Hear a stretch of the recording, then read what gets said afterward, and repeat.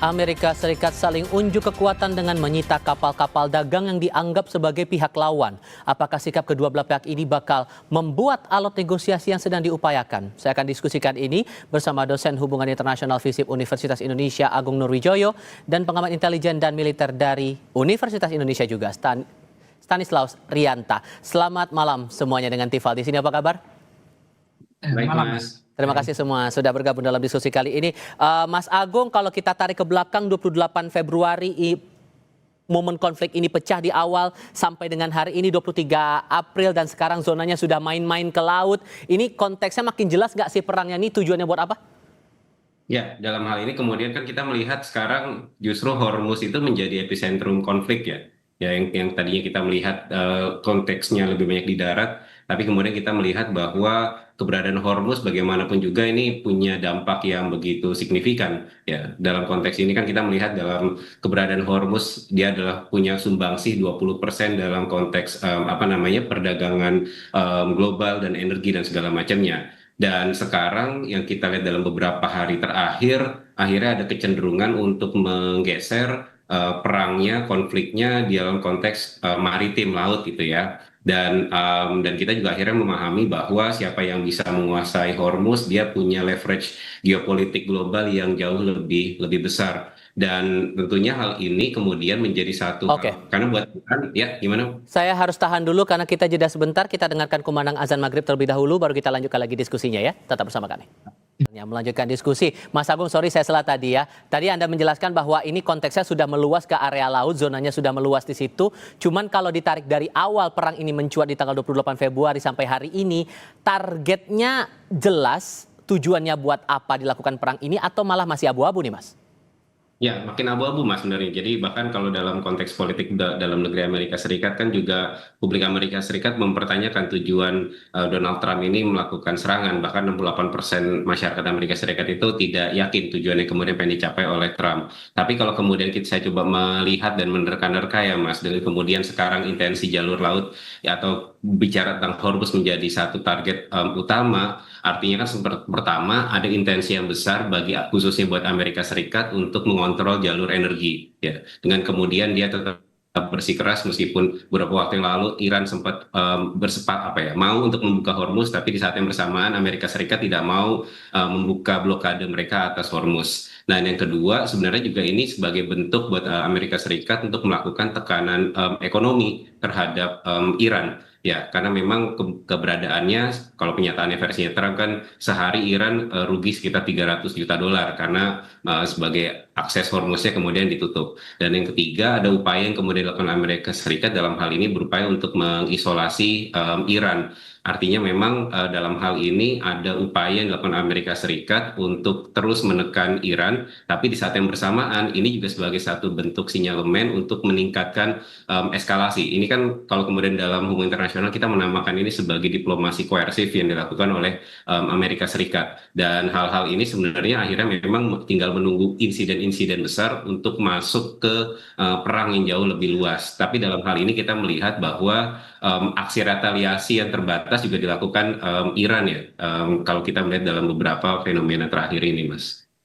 Pak Stanis, kalau konteksnya sekarang sedang gencatan senjata, walaupun konteksnya juga ini tanpa persetujuan dari Iran, tapi saling blokade, saling melakukan sandera di area laut ini masih dilancarkan AS, lalu dibalas oleh Iran. Sesungguhnya AS ini betul-betul hanya serius untuk melakukan ancaman ini dalam tanda kutip di laut, atau lagi ada momen persiapan di tengah gencatan senjata yang mereka bikin sendiri tanpa batas waktu? Ya, gencatan senjata kan tidak boleh tampak lemah ya. Akan berbahaya ketika sedang perundingan, kemudian salah satu pihak akan tampak lemah. Makanya biasanya di dalam momen gencatan senjata itu pihak-pihak itu menunjukkan kekuatannya supaya nanti ketika berunding tidak ditekan atau berunding mereka dirugikan. Itu yang pertama. Yang kedua, memang kalau kita melihat suatu teori ancaman itu terjadi dengan adanya kerentanan dari pihak lawan. Nah, kalau kerentanan itu salah satu unsur kerentanan adalah daya tarik. Daya tarik ini sekarang berpindah. Kalau dulu ketika perang, Amerika pertama kali mengatakan bahwa urusan nuklir. Dan ketika sekarang berpindah ke Selat Hormuz. Nah, sebenarnya ketika perang, kalau Amerika benar-benar melakukan perangnya itu di darat, serangan darat melalui entah pendaratan pantai atau melakukan dengan operasi Linut, itu kan banyak kerugian di Amerika karena Iran siap di situ. Makanya ini Amerika sengaja menggeser ke Selat Hormuz. Jadi tadi kalau Pak Agung mengatakan epicentrum, kalau kami di disiplin intelijen mengatakan ini center of gravity-nya sekarang Selat Hormuz. Jadi Selat Hormuz itu menjadi daya tarik luar biasa karena selain itu memang menjadi urat nadi energi dunia 20%. Di situ kan sebenarnya kepentingannya banyak sekali di situ. Yang menguasai Selat Hormuz pasti juga akan mendapatkan keuntungan banyak. Tapi sebenarnya kan Iran juga diuntungkan dengan situasi ini. Iran juga bisa melakukan bisnis baru, tarif baru terhadap perlintasan Selat Hormuz, walaupun ini mungkin dianggap oleh banyak pihak ini jalur internasional, tapi secara de facto kan memang Iran yang menjadi pihak yang menjadi yang bertanggung jawab keamanan di situ. Jadi sebenarnya dalam suatu kejadian itu yang pertama kali bisa kita lakukan sebenarnya adalah istilah siapa yang diuntungkan dari peristiwa ini. Jadi kalau pertempuran darat itu akan merugikan banyak pihak. Makanya dengan pertempuran ke laut itu Amerika merasa diuntungkan, tapi Iran juga lebih diuntungkan. Iran akan lebih diuntungkan minimalisir korban, kemudian Iran juga menguasai medan di situ. Ada ranjau bawah laut, nanti ada juga drone bawah laut, dan walaupun secara statistik Iran kalah dalam persenjataan, tapi secara taktik saya yakin Iran lebih menang. Jadi menguasai Selat Hormuz itu penting bagi Iran dan penting bagi Amerika. Kalau kemudian ada yang mengindikasikan apa jangan-jangan ini gencatan senjata yang tanpa batas waktu ini dibikin sama AS biar mereka juga sambil siap-siap untuk melakukan serangan lebih luas di jalur darat, makanya sembari dilakukan serangan juga ke wilayah laut, Pak Stanis. Ya, itu ada asumsi seperti itu juga. Tetapi kalau kita melihat gertakan-gertakan Amerika Serikat itu dari pertama itu nggak terwujud, nggak terbukti. Mau melakukan pendaratan pantai nggak terbukti, padahal marinirnya sudah siap. Mau menerjunkan pasukan Linut 82 sudah siap, tapi juga tidak terjun-terjun. Sekarang mau melakukan penguasaan Selat Hormuz, hanya blokade saja, jadi blokadenya itu kan di jalur luar yang di dekat di bawah Oman. Tapi nggak terbukti juga gitu loh. Karena apa? Kalau Amerika benar-benar melakukan ini, nampaknya dampaknya cukup signifikan bagi Amerika. Akan banyak kerugian bagi Amerika. Sehingga yang terjadi sampai saat ini sebenarnya adalah aksi-aksi sporadis, gertakan-gertakan yang mungkin kayak uji coba bahwa Iran bisa takut. Nah, ini kelemahan Amerika adalah Amerika itu tidak mengetahui seberapa besar kekuatan dan apa saja senjata dari musuh. Dalam teori klasik Sun Tzu, kalau kita mau memenangkan pertempuran, maka kita harus mengetahui lawan kita siapa. Nah, ini Amerika namanya tidak mengetahui karena Iran serba tertutup. Berperang dengan lawan yang tidak kita ketahui identitasnya, tidak kita ketahui resource-nya, itu perang buta, itu berbahaya sekali. Dan nampaknya Amerika sedang menghadapi ini sehingga berganti-ganti strategi. Mas Agung, dengan gencatan senjata yang tidak ada batas waktu ini dan sepihak juga dibuat AS, ini bacaan Anda lagi mengejar momentum apa sebetulnya AS ini sekarang? Ya, yang paling penting sebenarnya Mas, salah satu halnya Amerika Serikatnya kan juga menghadapi tekanan domestik yang begitu kuat ya. Kalau kemudian kita melihat bahwa kita tidak bisa memungkiri bulan November akan dilakukan pemilu setelah di Amerika Serikat. Artinya tekanan domestik sebenarnya juga memberikan satu sinyalemen Donald Trump membutuhkan satu legitimasi yang membuat dia diyakini sebagai pemenang perang. Nah, problemnya adalah sekarang bagaimana kemudian Donald Trump melakukan strategi untuk membuat yang namanya Iran ini tunduk seperti itu. Nah, problem besarnya adalah sampai sekarang mereka juga yang tadi sudah dijelaskan oleh Mas Stanis ya. Ini banyak yang kemudian kesannya adalah coba-coba, tapi yang kemudian kita bisa bilang bahwa di saat yang bersamaan berbagai macam upaya yang dilakukan Amerika Serikat ini sebenarnya dia berupaya untuk mendapatkan satu bentuk legitimasi bahwa dia menjadi pihak yang dominan dan dia menjadi pihak yang dianggap sebagai pemenang perang itu sendiri. Karena tadi ya legitimasi domestiknya Trump ini secara di Amerika Serikat jatuh, termasuk juga kalau kita lihat dalam konteks approval rate-nya Trump seperti itu. Itu satu. Yang kedua, tentu juga tekanan internasional semakin tinggi sebenarnya juga terhadap Amerika Serikat. Yang kita lihat sejauh ini kan memang Trump seolah-olah berjuang atau melakukan perang ini sendiri plus dengan Israel tentunya. Tapi dalam konteks sekarang Israel ketika kapalnya kemudian diserang oleh Iran, Israel cenderung tidak melakukan tindakan retaliasi serupa dalam konteksnya Hormuz karena memang yang namanya Israel juga dia menghitung juga kalau kemudian melakukan retaliasi dalam konteksnya Hormuz, cost-nya juga sangat besar seperti itu. Nah, yang menarik memang yang kemudian strategi kemudian dilakukan oleh Iran.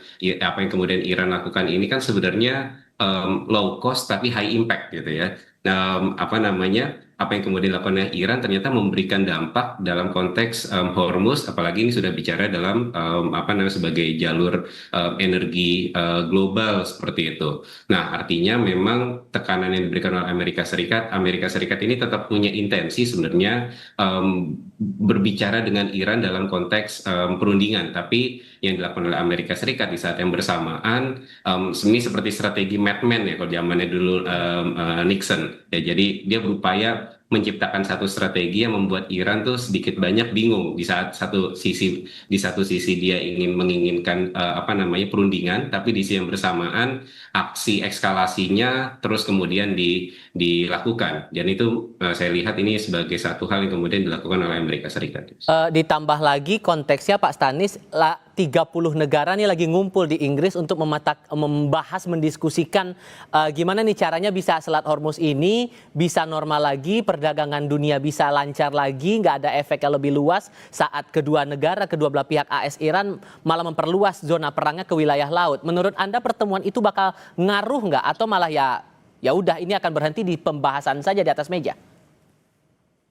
Ya menurut saya yang bisa menekan Donald Trump untuk akhirnya menghentikan perang itu internal. Jadi tekanan ekonomi Amerika, kemudian tekanan politik itu justru bisa menghentikan perang karena Donald Trump akan menghadapi pemilu selah. Dan saya kira Donald Trump sekarang sedang mencari exit strategi dari perang Iran ini tanpa dia kehilangan muka, tanpa dia nanti kehilangan pendukung dari Amerika. Makanya dia kan berkali-kali mengatakan telah memenangkan perang. Yeah. Saya sudah berkali-kali menduga kan ini pasti akan ada jeda, perpanjangan jeda, dan nanti jedanya tanpa batas waktu. Sebenarnya ini kan bukti mau angkat kaki dari Iran, tetapi tanpa dipermalukan. Jadi jeda. Nah, untuk menjaga supaya tidak dipermalukan kan selain tanpa ada batas waktu, dia tetap menjaga eskalasi bahwa dia adalah negara kuat dan dia menguasai wilayah ya dengan beberapa tindakan-tindakan seperti melakukan blokade atau nanti melakukan aksi-aksi yang sporadis. Itu supaya Trump tidak dipermalukan oleh masyarakatnya. Jadi ini sebenarnya tanda-tanda bahwa sebenarnya ini adalah exit strateginya dari Trump, tapi dia tidak mau kelihatan bahwa dia kalah. Nah, terutama dengan negara-negara 30 negara di Eropa, ya ini mereka akan menekan sebenarnya. Tapi saya melihat tekanan yang penting sebenarnya bukan Amerika. Ini negara-negara Eropa itu kan tidak mempunyai sikap yang jelas ini, hanya diam kan. Karena membela Amerika juga nanti Iran juga bisa bertindak, membela Iran juga Amerika nanti bertindak. Tapi yang paling penting sebenarnya adalah negara-negara Eropa itu dalam jangkauan rudal Iran. Iran mempunyai rudal dengan jarak sekitar 4.000-5.000. Sementara jarak Iran ke negara Eropa itu sekitar 3.000 km. Jadi kalau misalnya negara-negara Eropa itu nanti membantu Amerika, Iran sudah siap menekan tombolnya. Dan ini tentu akhirnya membuat negara-negara ini ya wait and see saja. Paling tekanan-tekanan lain yang supaya perang ini selesai. Nah, kita sepakat sebenarnya dalam sebuah konfrontasi seperti ini, dalam sebuah perang, kita sebenarnya tidak membela A atau B. Yang kita bela kan perdamaian untuk kemanusiaan. Yeah. Itu yang kita tekankan itu. Ada juga punya pandangan yang sama Mas Agung, posisi 30 negara yang lagi ngumpul di London ini akan jelas posisinya menekan atau justru malah abu-abu. Tapi jawabnya nanti, kita jeda dulu ya, tetap di Kompas TV. Melanjutkan diskusi Mas Agung, dengan rencana 30 negara bakal menggelar meeting di London membahas pembukaan Selat Hormuz ini punya pengaruh yang cukup dalam atau justru ya tidak akan membawa dampak apa-apa juga soal Selat Hormuz terutama?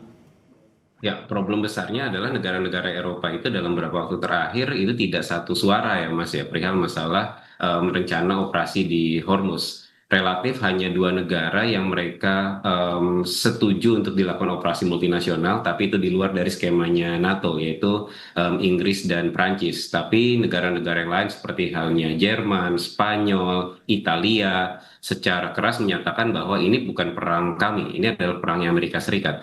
Nah, tapi juga yang kemudian harus dipahami bahwa sikap Eropa ini kan hari ini adalah sikapnya lebih menunjukkan otonomi strategisnya Eropa. Dia kecenderungannya adalah berbeda dengan Eropa dahulu yang kecenderungannya adalah mengikut Amerika sebagai aliansinya.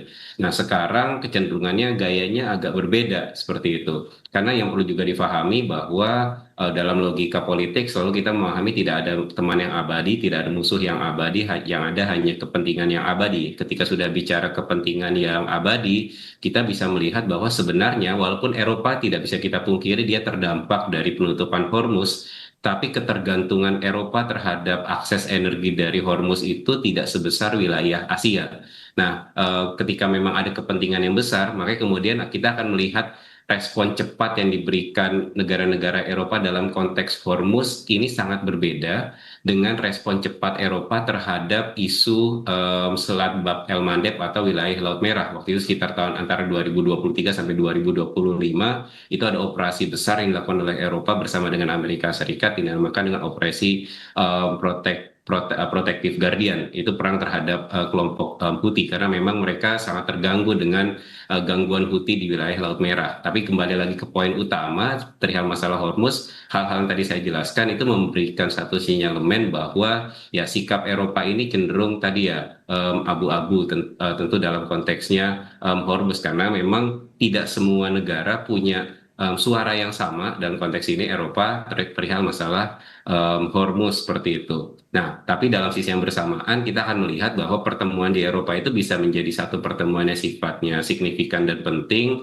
dalam konteks menekan sikap Amerika Serikat. Ya, karena bagaimanapun juga dengan otonomi strategis yang dimiliki oleh Eropa menginginkan bahwa perangnya harus terdeeskalasi karena bagaimanapun juga walaupun Eropa tidak tergantung yang begitu besar lebih dalam konteks energi tapi juga kan dalam konteks hal yang lain Eropa pun terkena juga dampaknya ketika tindakan Amerika terkait dengan penutupan Hormuz seperti itu. Anggap skenario terburuknya Pak Stanis ini perangnya eskalasinya makin tinggi bahkan pecah. Kalau sekarang kita lihat dramanya baru saling sandra menyandra kapal, kalau kemudian efeknya akan lebih luas perang Iran dan AS ini di wilayah laut, kekuatan laut masing-masing ini sejauh mana Anda menggambarkannya? Ya kalau misalnya pecah terus sebentar ya ada yang kalah itu, misalnya pecah terus kemudian ada yang kalah selesai itu mungkin dampaknya tidak besar, tidak banyak, tidak menimbulkan dampak kepada semua negara di dunia ini. Tapi kalau situasinya terus situasi yang seperti ini, yang gantung, tetapi ada serangan-serangan, tapi terus diblokade itu yang berbahaya sebenarnya, dampaknya kemana-mana. Nah, arahnya memang nampaknya seperti itu, jadi nampaknya ada karena jeda tanpa batas waktu, tapi akhirnya muncul sistem baru di situ, sistem baru yang terkait keamanan Selat Hormuz. Apakah itu nanti menguntungkan Iran atau menguntungkan Amerika, tapi kalau nanti ada sistem baru terkait pelayaran di Selat Hormuz, ini merugikan dunia, terutama merugikan bagaimana transportasi minyak dan logistik lainnya yang dapat melewati situ. Nah, ini tidak akan berhenti, tidak akan selesai kalau misalnya tidak ada intervensi dari lembaga yang lebih besar. Sementara Amerika selalu mengklaim bahwa dia paling besar dan dia ya seperti itu sifatnya Donald Trump kan. PBB harusnya turun tangan untuk minimal mengawasi. Jadi sebaiknya memang negara-negara ini mundur dari Selat Hormuz, kemudian ada lembaga independen yang mengawasi Selat Hormuz supaya tidak dimanfaatkan oleh pihak-pihak entah itu Iran atau Amerika untuk membuat sistem baru di situ. Tapi kalau kemudian, sorry saya potong Pak, kalau kemudian konteksnya adalah pertahanan laut masing-masing, AS dan Iran, secara kekuatan lautnya apakah imbang atau ada yang condong lebih kuat di antara dua negara ini? Perang itu tidak hanya ditentukan dengan senjata, sementara Amerika mesti menang secara alutsista menang. Tetapi Iran itu secara taktik menang dia. Dan dia mempunyai kekuatan-kekuatan lain yang tidak dimiliki Amerika. Nekat misalnya, ideologi nekat. Dia bisa menabrakkan kapal-kapal kecilnya ke kapal-kapal Amerika yang lebih besar. Ini kan tidak diperhitungkan oleh Amerika. Jadi kalau hanya senjata saja, alutsista, Amerika menang. Dia global air power nomor 1, sementara Iran nomor 15. Tetapi kalau misalnya di sisi lain, Iran itu tuan rumah di situ. Dia sangat memahami situasi. Dia tahu celah-celahnya di mana dan dia punya masyarakat yang secara ideologis siap untuk berperang. Sementara Amerika, masyarakat tidak semua setuju, bahkan di Kongres dan lain-lain itu mengatakan itu perangnya Trump bukan perangnya Amerika. Jadi ini plus minus. Tetapi Iran diuntungkan, situasinya diuntungkan untuk Iran. Sementara Amerika karena dia datang ke situ, dia pasti kalau ini perang lebih banyak merugikan Amerika daripada Iran. Oke, Mas Agung, ngomong-ngomong soal kepentingan yang sudah Anda singgung tadi, ini semua akan tergambar di perundingan jilid 2 yang kabarnya kata Trump akan terjadi pada Jumat di Islamabad, Pakistan. Kalau kemudian konteksnya sudah seperti sekarang ini, apakah soal konteks pelabuhan, pengamanan zona laut ini akan jadi tambahan butir kesepakatan lain yang bakal ditambah di perundingan itu, dan sejauh mana proyeksi Anda kata sepakat bakal terjadi di perundingan jilid 2 ini?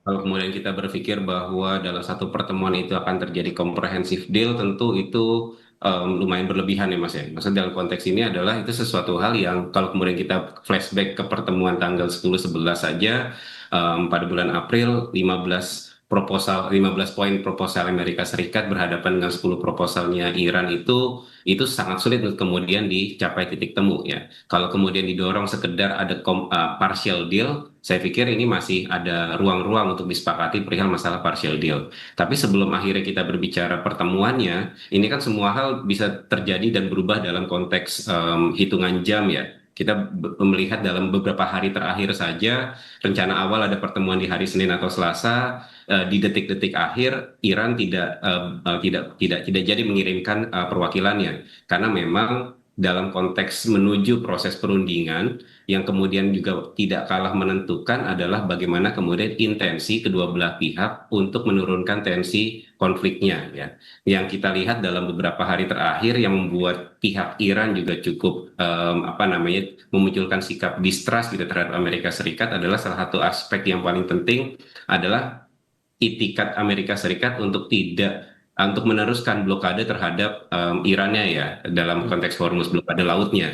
Tentu buat Iran ada aspek keadilan yang dia inginkan untuk sama-sama ketika kedua belah pihak ini untuk maju ke meja perundingan. Saya pikir ini jadi poin yang akan terhitung sebelum pertemuan, kalau kemudian akhirnya dilakukan di hari Jumat. Baru kemudian ketika bicara dalam pertemuan nantinya ya, tentu partial deal dalam konteks Hormuz saya pikir itu justru menjadi topik utama ya, ketika berbicara tentang perundingan perdamaian. Tapi yang jadi poin adalah kemungkinan untuk partial deal. Yang kedua tentu Iran menginginkan juga adanya konsesi ya, bisa jadi dalam hal masalah Hormuz dan sanksi dan seterusnya. Tapi intinya adalah sebenarnya kedua belah pihak ini butuh waktu masa untuk cooling down ya, karena bagaimanapun juga baik buat Iran maupun Amerika Serikat, mereka pun sebenarnya juga sebagai pihak yang menerima dampak juga dari dinamika perang yang sudah terjadi semenjak 28 Februari.